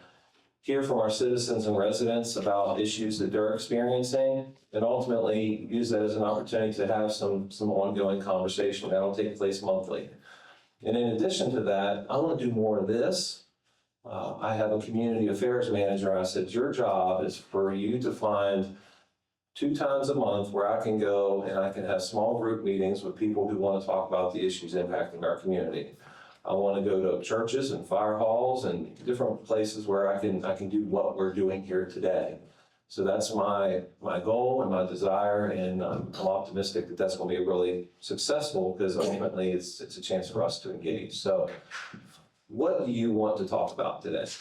What is on your mind? What can I answer for you? What are the issues that you're concerned about? We can get into budget if you want. We can talk about all that kind of stuff, but I want to know ultimately what's on your mind and how I can be helpful. And we can just have a conversation too. Like at the end of the day, I want this to be meaningful for you. You're giving time out of your day to be here. There are a lot of stuff that I could present you with the slides on the website, but what's on your mind? I've got a comment. Years ago, and it wasn't that many years ago, we had town hall meetings by district. And you go to those meetings and your former position would be the talking mouth, and there was never much interchange. And now we've gone to basically, we're gonna have a group town hall meeting except for Jonathan. And I think those separate ones where they could be more focused, the people could see and talk, and the representative that we've elected should be part of that, rather than just a sideshow of that. Yeah. It just, to me, it just, one size fits all. I don't think that's what we really need. And I think by those individual ones, they may be bigger than something this small, but I think that's what's needed. I think it's really, and I don't want to be ugly, but I think it's kind of a cop-out on the 4 districts that are decided we're going to do these group ones. Yeah. I just think that's where the people should get to talk to their representative and share what's going on in their district. Yeah, well, that's great feedback. And, you know, as I have conversations with supervisors, I'll certainly share that feedback with them. You know, at the end of the day, there's decisions made by the supervisors. And, you know, my commitment is to have more of this as your county administrator, because I don't represent a district, right? So I represent everybody, east, west, north, and south. But, you know, the town halls were started back in 2011 for a reason. And the vision at that time, amongst that board, was, you know what, we need to heal a community that's gone through a lot of challenges. In 2011, you know, that community at that time, out of school board and board of supervisors, clean house. The only person left standing was Ned Creasy. And so they said, you know what, we need to do a better job engaging with our community. And they started town halls, and they continued till today. And you know, because that's something that's been embedded in the culture of Goochland for quite some time, because, you know, it's, my perspective is it's not me, it's us, it's we, it's this community. And so we're better when we have conversations like today, know what people are talking about. You have all the information you need as a citizen. So I will definitely share that with other board supervisors. Mr. Lyle, of course, had his town hall last night for District 5 specifically. And so he had some different content in there that was not in there on Tuesday night when I presented because it was specific to that audience. Yes, ma'am. Linda? Wasn't everything online for them to view? I mean, tools for you, what happened in 65, what would be on the website? Yeah, both the town hall on Tuesday, what is today, Thursday? And last night, Mr. Lyle's town hall, that will be posted online, and of course, they will both streamed as well. Yeah, Mr. Schwartz. Yeah, I was noticing even when we had the town hall meetings in each individual district, the entire thing was presentation, which was great. Yeah. But it was, the end of it was the opposite of what you're doing right now, which is, okay, we will have like 7 or 8 minutes and then we're gonna run for the door. And I appreciate it's taking staff time and all that sort of thing, but every single time they would cut it off before people were done asking questions. Yeah. If you could provide that feedback to the supervisors also. Yeah, that's very helpful. Yeah, thank you. Yes, ma'am. Some of you know me, some of you don't. My name is Kathleen, and I'm from Virginia, but then after I got married, we worked in many, many other places in the United States, and now we've come back here because we have family in Virginia. And my take on it, being here less than a year, is that this county has not made the eastern side feel welcome. There's no way that I would have known that, as I've heard Mr. Sloan from the EDA tell us directly, that we are here just so they can make money off of us. And I do have a question why there's no one. The EDA is appointed by Board of Supervisors or someone within the county, and they have a huge amount of authority about what happens. And he also said at one of our meetings in GLE that we can get things done because the Board of Supervisors has to have meetings with people. We can work around that. That is not a good way to represent this county. And you've made the east side feel like nothing more than a dumping ground. As I can tell you, we are so sorry we bought a house in Goochland, and I appreciate the opportunity to finally say it out loud. I've been going to tons of meetings, and I am very confused about the behavior. And you do not need to follow the comprehensive plan. That is just nonsense. It's a plan. Yeah. And I put that in my very first email to you 9 months ago. Yeah. It's a plan. And plans are meant to be changed according to the circumstance. Yeah. Nothing in life can be planned definitively. Yeah. And I've never seen so much pushback against the people who live on the east, and it started with the TOD. Yeah, well, I'm glad you feel comfortable here, and thank you for that, because. And I want and don't want to buy my house. And you make us put it, you don't make us feel welcome. Yeah, I hate I hate that's how you feel, and I hate that you have neighbors who feel that way. I'm from Virginia.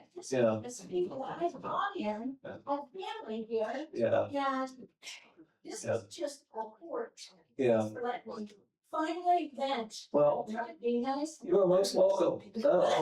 So a couple things. The EDA is appointed by the Board of Supervisors. It's absolutely great. They are an independent, based on the Constitution of Virginia, like they're an independent body. They can do their own thing. So, there is an interplay because it makes no sense in a lot of ways for the EDA to be doing their own thing, the Board of Supervisors to be doing their own thing, and we're going in a different direction. So there needs to be alignment and conversation, but at the end of the day, they are their own body with their own financial resources. Staff provides support because they don't have any staff, but they're their own thing. They have their own meetings. So I certainly can't speak for what Mr. Sloan said, but I know that there has unfortunately always been a divide between the East and West in this community. And I've only been here since 2016, y'all. So since 2016, I have felt that there maybe has been a divide in the community. And so unfortunately, I feel like that has maybe gotten wider over time. And I don't like that because I'm a team guy. I try to find consensus and unity as much as possible. But our community is divided in a lot of ways. And I don't know what it will take for us to be better united in the future. I don't know if we will ever get there, but I certainly understand that there are all those feelings that are out there. So I'm hoping that interactions like this over time will help. But it's only a process, and there certainly needs to be some healing. Yes. Let's say I'll go to the ladies first, then we'll come to you. And the ladies first. There is a divide, there always has been, and the eastern end is different from the western end. The western end is slowly catching up because of all the, new, people that have moved in and the growth. Yeah. But there always has been, I've been here all my life. Okay. And there's been that division. Yeah. You're exactly right, between the east and the west. Yeah. The different, that's a different atmosphere west of here because you got more, farmers, more, these are people, a lot of them, the eastern end has become a lot of bedroom community. Yeah. And some of it's financial. Chesterfield County. Historically, the west part is less affluent than the east end historically and currently. It's water versus septic and wells, that's been a little bit of a divide too. And so, it's some of the historical demographics that we all inherited when we moved here, part of that conversation. Yes, sir. Piggybacking on this whole concept, we, at one point in, I'm gonna say the pre-Amazon timeframe, we're actually looking at what I'll call a development of the Goochland Courthouse area, and then developing of the Centerville area. And we were talking about Centerville as a breath of fresh air. And now we've got Amazon and we've got data centers. And not only are we created a row with the data centers, but we're also looking at the fact that we're gonna now take the monies of county taxes and fight against a particular district in a particular area who has to raise their own money to fight the county. Now, how is that gonna make anything any better? We're not doing anything for Centerville. We totally dropped the ball on a plan of where we were going with Centerville.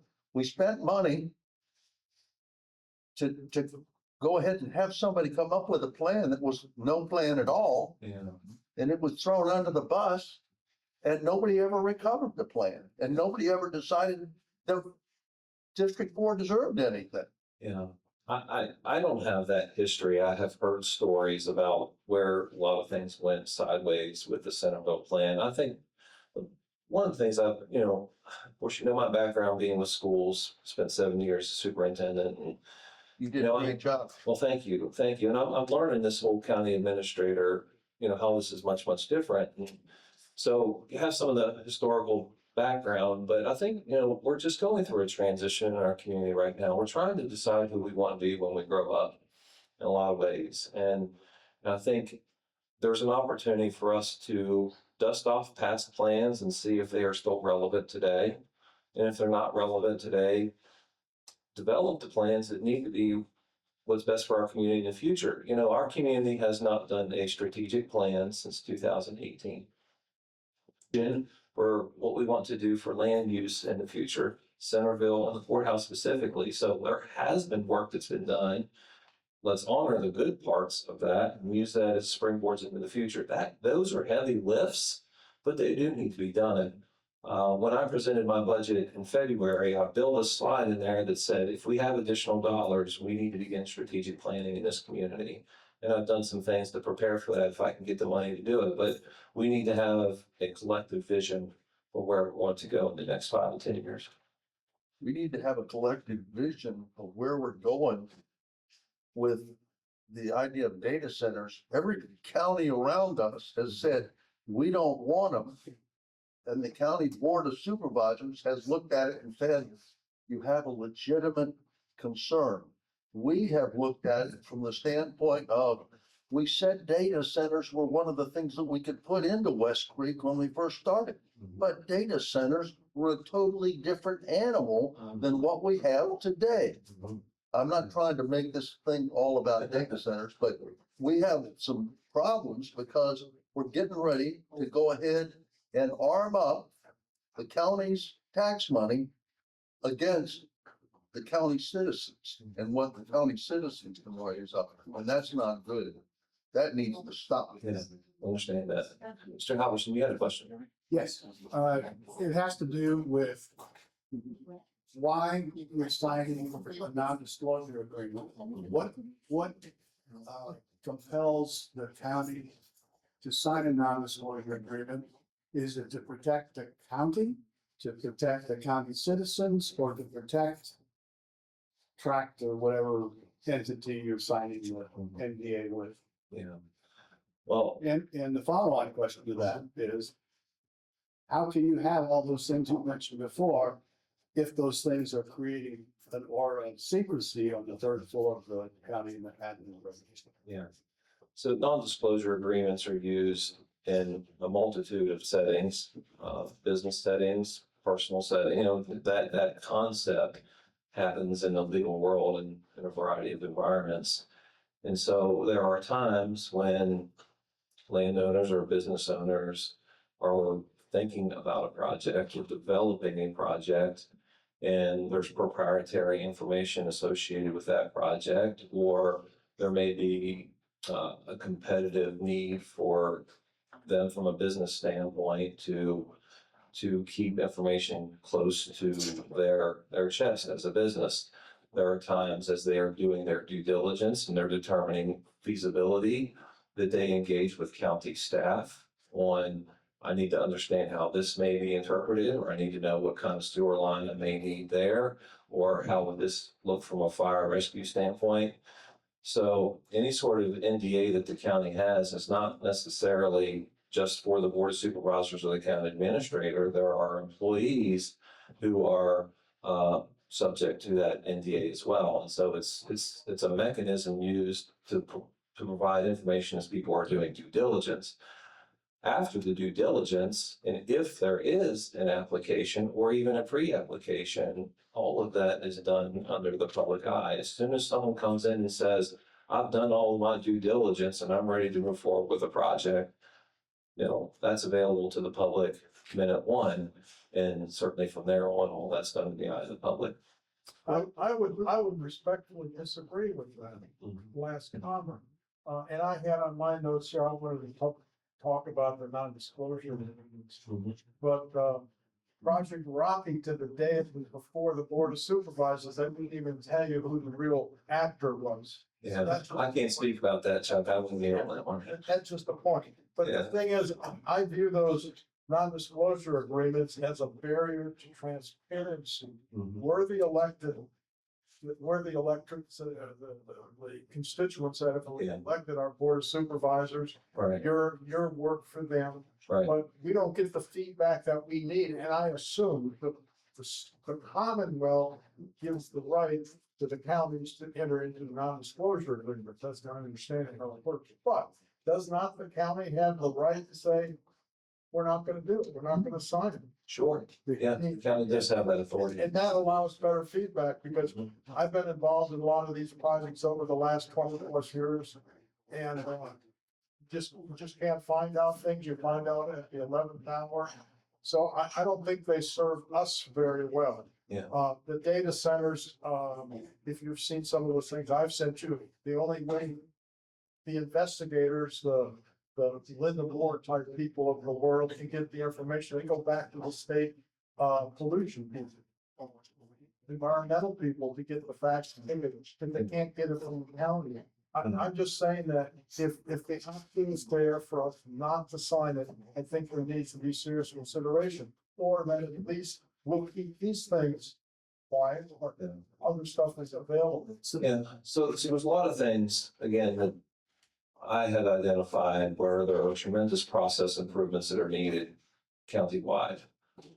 And this is a process improvement. And so I'm working with my team to develop a standard operating procedure for how we will address NDAs in the future. And when future projects are brought to us and we're confronted with whether or not we want to sign an NDA, the process that would go into establishing whether or not we'll sign that, who signs it, who approves it, those kind of things. In the past, those processes have not been established, but that's something that I've committed to. There's a lot of process improvements, y'all, that we can do better as a county government. NDAs is one. Proffers is another, where we can identify greater process improvements. And there are probably many others that I have not yet discovered. But I'm committed to making those improvements because we can do better. $1 billion business gets into their due diligence, and they can invest a lot of money and time in it, and it's completely opaque. They're operating under a bubble with you, and we citizens out here, we don't get a chance to do due diligence until there's a notice that 30 days from now, we're gonna have a board of supervisors. Right. That's just not fair. Yeah. It's an amoral thing. Yeah. Sorry. No, value that perspective, Lee. Sorry. No, value that perspective, Lee. Go Reverend Sykes-Back. Thank you, Dr. Rayleigh, and I appreciate your time today. Sure. I very much am interested, as you know, in process, being a preacher. I always like to set up a process so it arrives at a good decision with all the stakeholders involved. The whole issue of data centers, I will tell you every day, there's a moment in my day I wake up and worry about what's going to be built south of Reader's Branch, because it's a lovely community and it's a quiet community. I retired there for all the right reasons, so I'm glad to be there. But I want to protect it. And if before we got into the data center negotiations, there had been a conversation in the county about whether data centers were heavy industrial or light industrial, whether they belonged in M1 or M2. I think if the county made the decision they belonged in M2, and of course they'll probably be obsolete in 15 years and you'll have this big monstrosity sitting there in the middle of wherever, it would have made this whole process so much more productive and collaborative. I think if you told us you were going to put data centers in M2, you wouldn't have a lawsuit right now. We're, as I've said to you before, protecting our homes, and we're worried that we're at a disadvantage to do that, to protect the quiet and the health. There are real health consequences to these data centers. And I think I said to you one day on the phone, of all the places in Henrico or in Goochland County you could put a data center, if you could pick from everywhere, I think one of the last places any of us would choose would be between a country club and a high-end residential area. Not to say that's what the NDA is about, but just in case. If we could just think systemically and set it up so that the data centers end up in the right areas, then we residents and residential areas would be so much more confident in our government. Feedback. And so, I only know what I know, and as superintendent, I was very engaged with community, and I want to do the same thing in this role. And I don't think there have been any mechanisms in addition to the traditional community meeting, planning commission, board of supervisors meeting for folks to get feedback. So in the past, okay, I get it. There's a yellow sign out there. What's it all about? Well, I got to go online and call somebody and find out what the heck's going on. And then, oh, by the way, there's a planning commission meeting and board of supervisors meeting. That's how it has been. Through these processes, I'm hoping to have more conversation about, hey, there's an application taking place in this district. This is what it's about. I've made that commitment to Tom Martin and Arnie Rosenberg, saying as soon as something happens in your neck of the woods, I want to let you know, and I want to start there. So I want to make sure that we have greater opportunities to have a feedback loop, to have conversations like this, so that you're not waiting until you see something in a yellow sign on the road and be like, what the heck's that all about? So I'm hoping that conversations like this and more can help with that.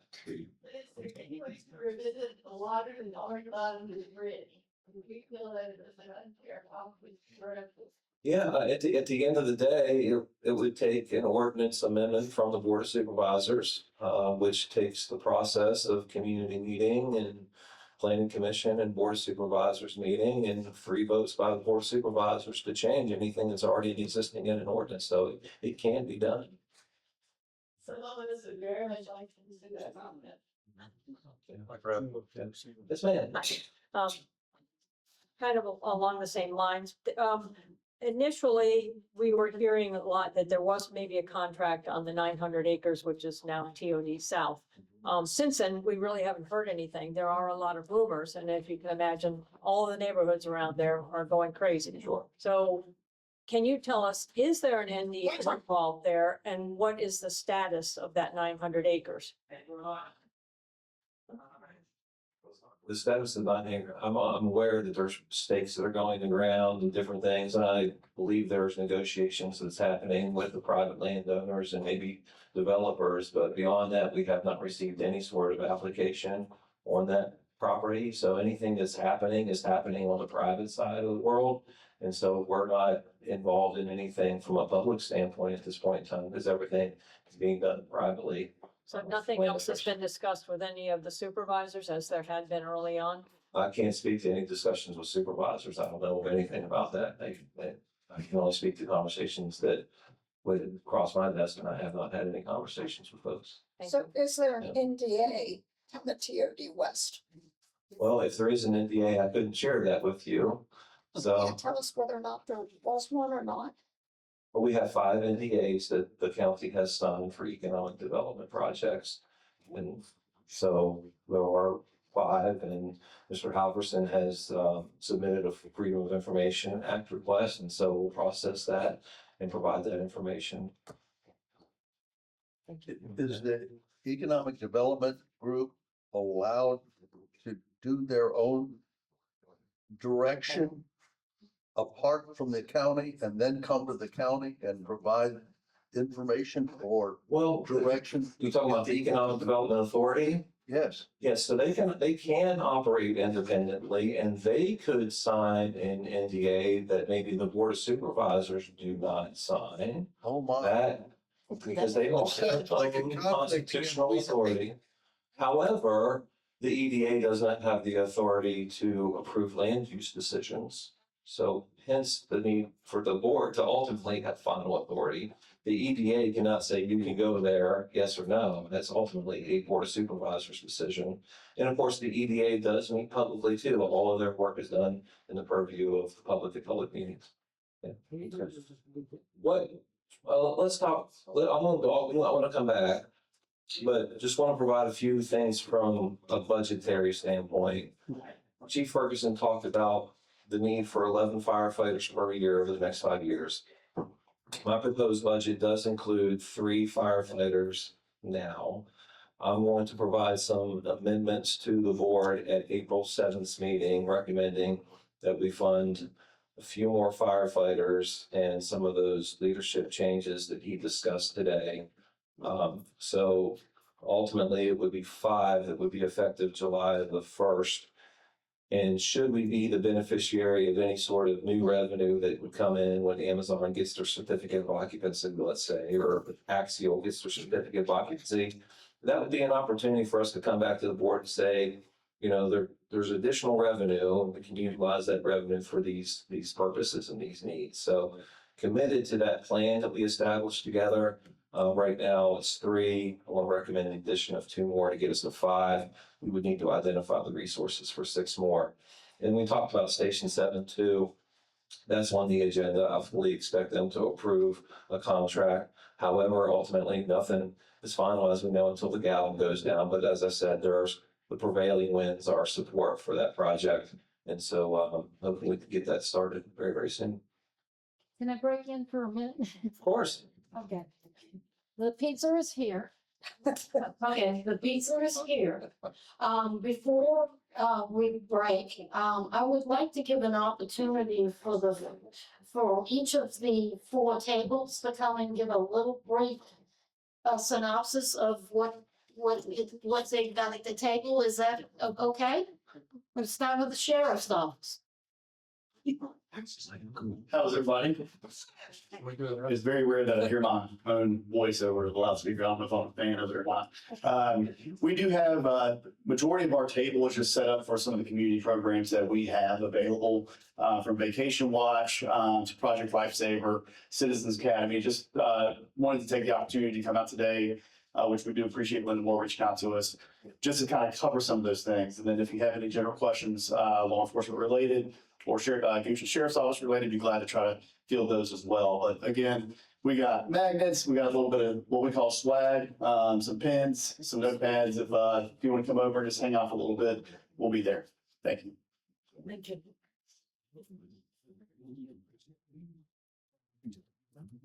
Thank you. Hi again, my name's Robin Coleman, and I'm with Emergency Management for Goochland Fire and Rescue. And at the CERT table over there, I have the annual report that Chief Ferguson talked about that you're welcome to pick up a copy of. I also have some emergency preparedness information. I can talk to you about some of the volunteer opportunities that are not fire and EMS related. And we also have information. We have the information to actually sign up for Goochland Alerts. I can talk to you about that as well. And the other thing that I wanted to spend a minute sharing with the group about is that we've been talking about communications today and volunteer opportunities. And Jeff is going to come up here in a moment and talk a little bit about the Goochland Amateur Radios team that we have. So we do have a backup radio communication plan in case the 911 system does go down. We can support the sheriff's office and the fire department and animal protection.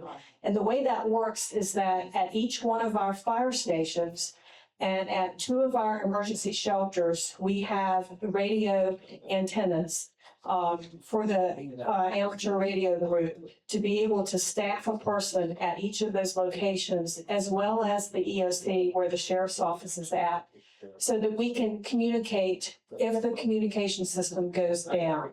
And that communication allows us to talk to the state EOC and, anywhere that we need to in the state with other radio operators. So they can share more information. That's another volunteer opportunity that you can learn more from them about that. And I'm going to hand it over to the fire marshal.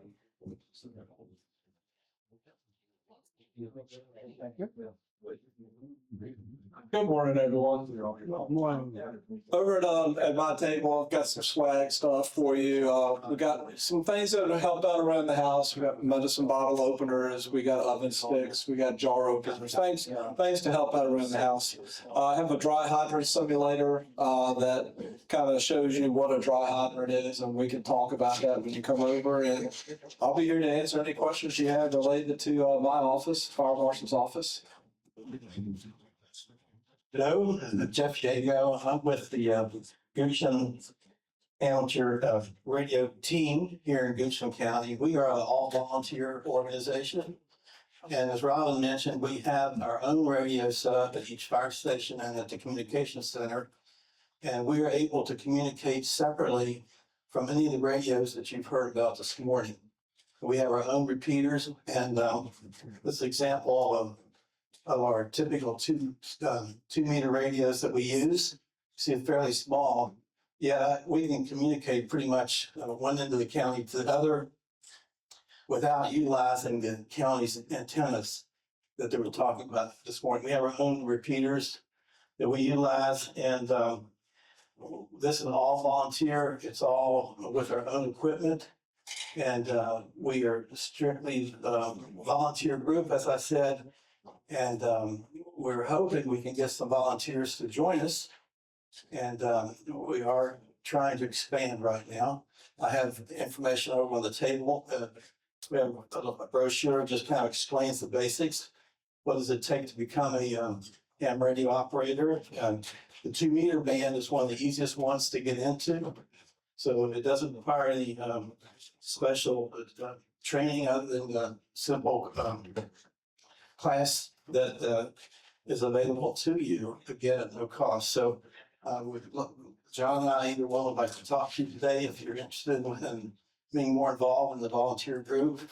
But our system is totally separate from any of the communications that are available to the county, which means that if the county system goes down, we are immediately functional from any of the stations. We communicate back and forth with our equipment. Any questions right now? Or? Oh, They're hungry. okay. I know when to shut up. I also have a display in the back that kind of has, where you live. Apparently, sometimes because they redistricted everything and everything's been kind of out of sync. I requested and John Woolley, made me a special map.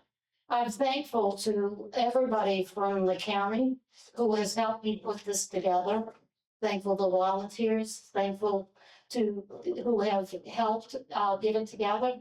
But back there in the corner is a little guide of where you actually live. I think sometimes people assume that they live in Centerville. Some of Avery Point is in West Creek, Mosaic is in West Creek. And it's a different district. It's a, so unfortunately, we've got divided very deeply because District 5 and some of District 4 has a different delegate. So it's just messed up with the General Assembly. So sometimes they don't want to talk to you if you're not in their district. So anyways, we're going to break, and during lunch, we would like you to all have a networking experience where you're networking with one of others and figuring out. Dr. Rayleigh says he's here till 1. And he can take his pizza to go. So, like I said, the maps are all over here if you want to see them. Like I said, we just want you to have a good experience. I'm hoping you're having a good experience because I take having a good experience very seriously. So again, all the displays are beautiful. Thank you to Lee for who's been videoing it for us, for the people who can't attend. Hello, people. Dr. Lisa, Reverend Lisa Seitz is going to try to encourage you to get involved with the process. And this is really about the budget and how to get our feelings into as a matter of record. This is nice, but it's not a matter of record. So we need people to attend. Lisa's going to tell you why you need to attend this meeting. Okay? I'm going to turn it over to Lisa. Linda has a way of making me sound a lot smarter than I am.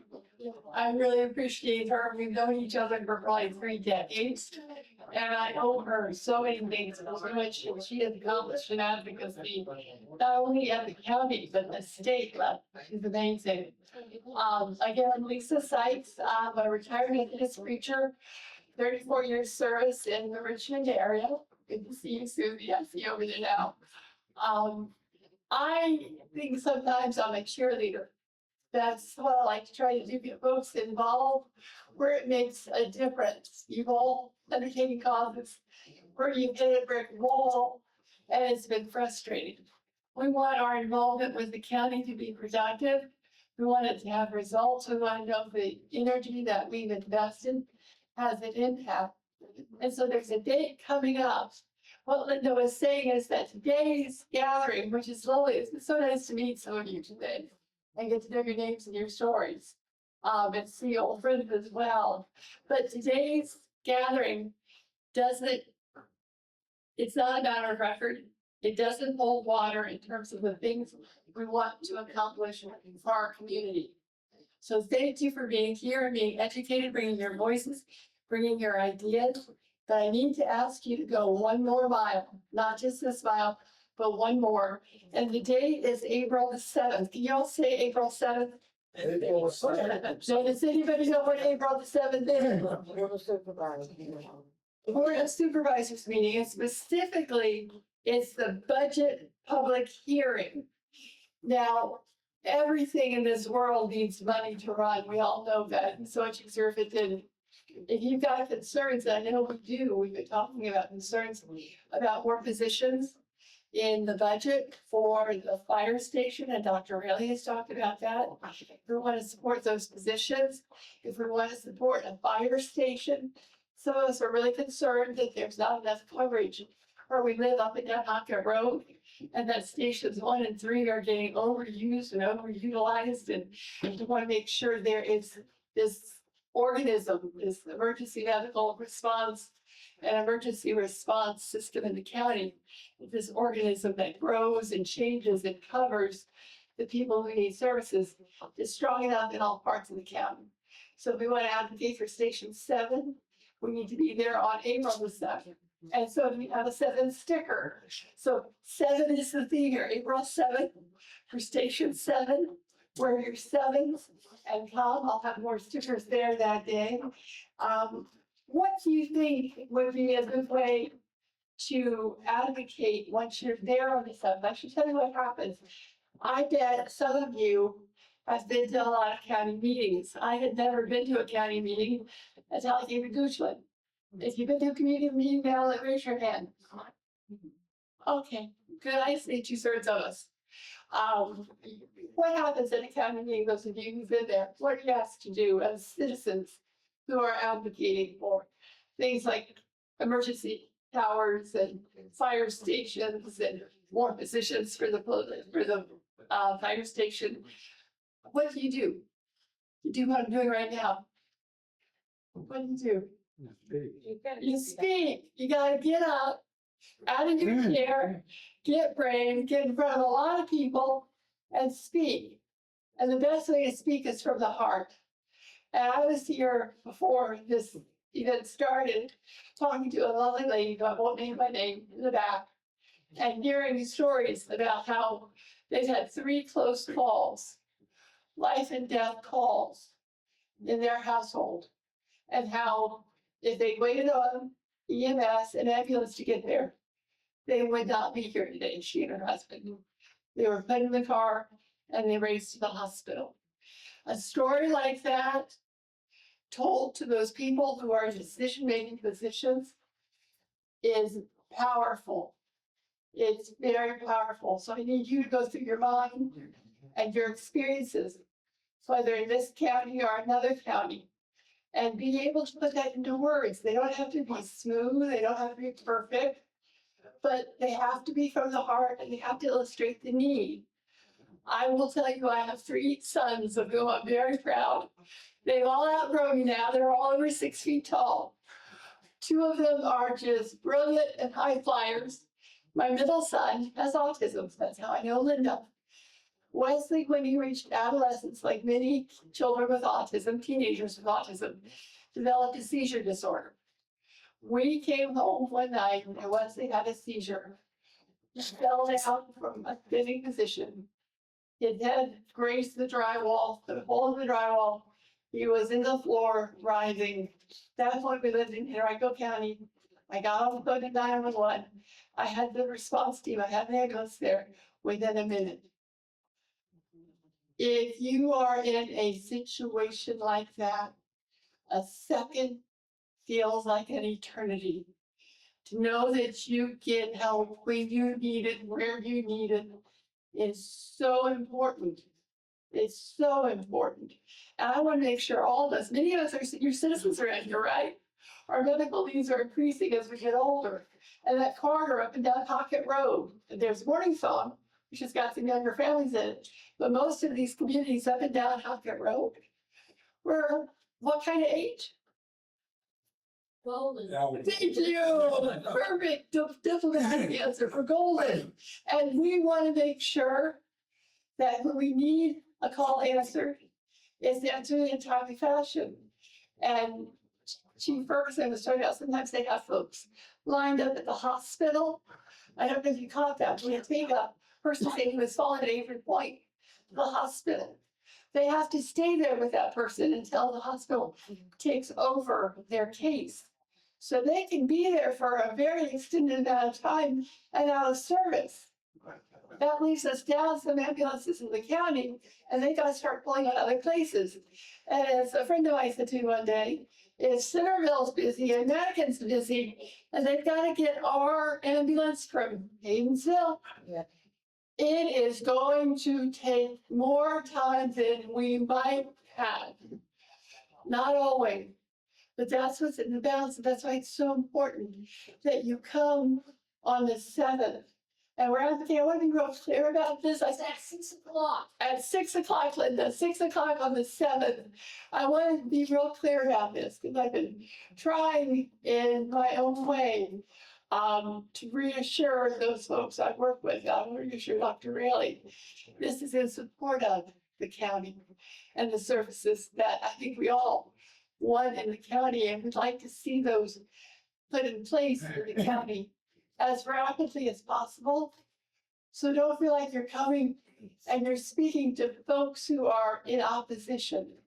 This is about a community coming together and being able to speak truth to an area that's dealing with limited resources, but enough resources is a question of how they get distributed. So we're trying to impact that. Does that make sense to you all? Reverend says a few Yes. things. Really? In addition to that, not only are the firefighters in my proposed budget, we also have 2 emergency communication dispatchers that are in budget as well. And so, again, the sheriff creating his 5-year plan, he's requesting 2 additional dispatchers, and so I'm recommending that. So that will be potentially another thing for you to support, or just letting you know that that's in the budget as well. All of the above, Dr. Riley, thank you. Let's, I'm gonna chime in. Please do. The emergency medical dispatch wasn't a thing back in 2016. We didn't have it, okay? But all of us surrounding the areas had it. They gave us the 5 dispatchers that we needed to start the program. It has grown in record-breaking speeds, but that was because the citizens got up there and took the lead to say we can't do without it. But it has saved a lot of people's lives. Like I said, emergency medical dispatch is probably the first line of defense, even. And if you don't have those first responders that pick up the 911, you're not going to get the right resources. Okay, so it's very important for us to include that they've given now. How many do they have now? We have this year or 2. They got what, like 15 minutes? Yeah, I don't want to provide false information. The sheriff has a vision of increasing that year over year, but who's in the recommended budget? Yeah. And you know, I always appreciate as a preacher humility. It's a quality that I think is very laudable. Linda Moore will tell you that she was the rock that started rolling down that hill to make sure all of us had those emergency dispatchers. So would you like to join me in thanking her for that?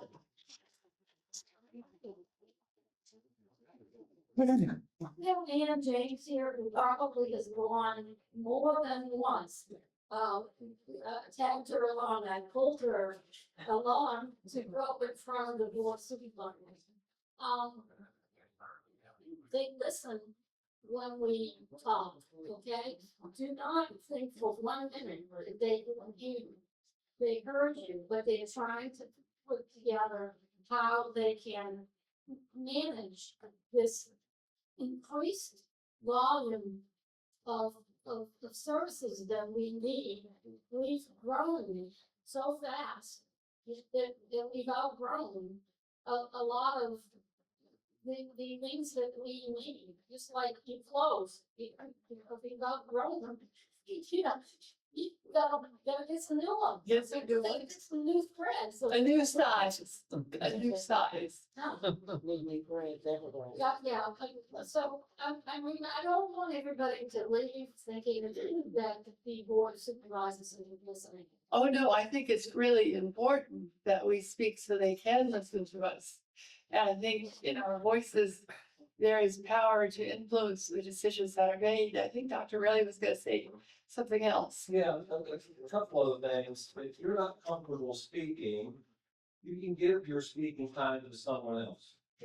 Or does have the, you can have 10 minutes of speaking time, so you can share that with your neighbor who might want to provide more information. And, emails and phone calls or other ways you don't want to stand publicly, so there are some options available. But please continue to be engaged. Hopefully, at the end of the day, that makes all of our work stronger. Yeah, an email or anything I think can be very valuable. On your table, there's a pink sheet Linda wanted me to point out to you, for those who are gonna go to the budget hearing, about the rules of speaking. You automatically get 3 minutes. If you're a long-winded preacher and you want more time, you go find friends and ask them to give you their minutes, and you can get up to 10. You get 2 for each extra person and up to 4 conceded. You get a total of 10, if I remember right. We've been through this so many times. But I have a lesson to you and someone who never spoke at a county meeting. Pulpits, yes. County meetings, no. And I moved to Goochland. And I'm afraid Dr. Railing is almost tired of hearing me speak at these meetings, but I am always up at the microphone now. And it's easy to do, my friends, and it makes a difference. Makes a difference in your sense of self, your purpose, the people who hear you, touching them with your experience. Please do not underestimate the importance of being there on the 7th, or as Dr. Riley said, if you're not comfortable speaking, you can call, you can email. There's a brief address to the Board of Supervisors, which you can find online. I think it's BOS comment at GoochlandVirginia.us. If that's right. All the stuff will be on our page that we have created. Thanks to Stephen Sherrock for helping. I couldn't have done any of this without the wonderful volunteers who we have enrolling. I know I'm very intense with emails and updates, but that is important for us to be able to communicate about our needs in a fashion that's not aggressive and it's not, And not just on the sidelines. It doesn't do much good just chattering on the sidelines. You need to get onto the playing field and communicate. And whatever way you're. It's a context for it. It really is. If you're a team player, you know that you can't stay on the sidelines. You gotta get into the game, okay? Every one of us have got a different level of skills. And we're all valuable to your process, okay? So don't think for 1 minute that your little voice doesn't matter. It matters. It really does. It used to talk about being a cheerleader. I think, I just my calling for being a cheerleader. But I can tell you, everybody in this, all the staff that I have come in contact with in Goochland County, I only found one people, and she's gone. We're safe.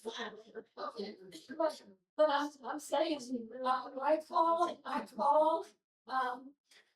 when I had to reschedule it, I called everybody, and if I couldn't get an answer, there was something called, Cops and Coffee. There was a Saturday. Yeah, I got my little body up the cuffs and I talked Mr. Greek, that's Simon, I'm sorry. He's Sheriff Trixie's your office, and we find reason brings and great fun.